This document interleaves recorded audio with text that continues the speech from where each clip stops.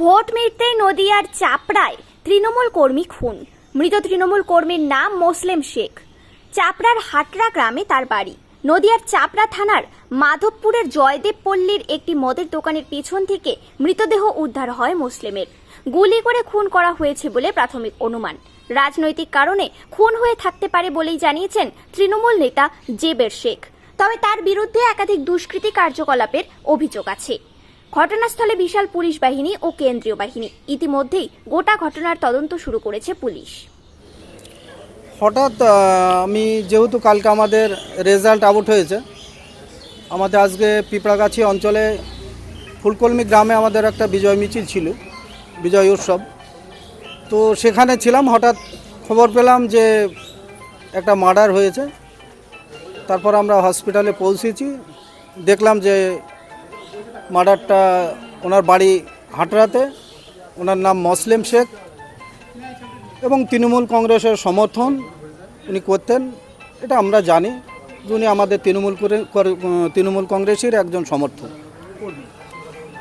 হ্যাঁ, তৃণমূল কংগ্রেসের একটা কর্মী। ঘটনাটা হয়েছে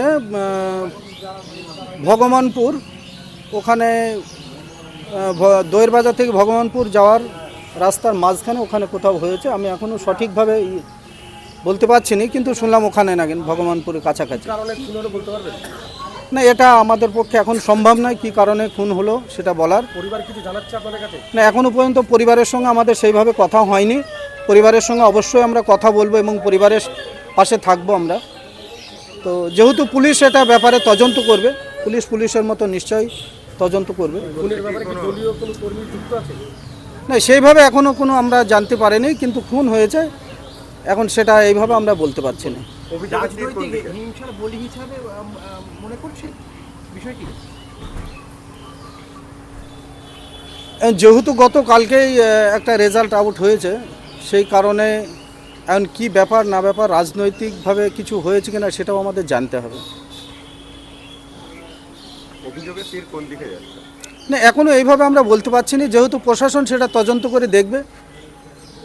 যার পরিবার আছে, পরিবার যেটা অভিযোগ করবে তার ভিত্তিতেই প্রশাসন তদন্ত করবে। যিনি মারা গেছে তিনি তৃণমূল কর্মী ছিলেন? হ্যাঁ, তৃণমূলের কর্মী ছিলেন, তৃণমূলের সক্রিয় কর্মী ছিলেন।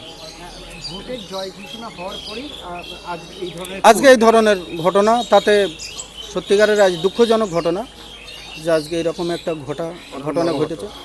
আমরা সকলেই এটা নিয়ে মর্মাহত।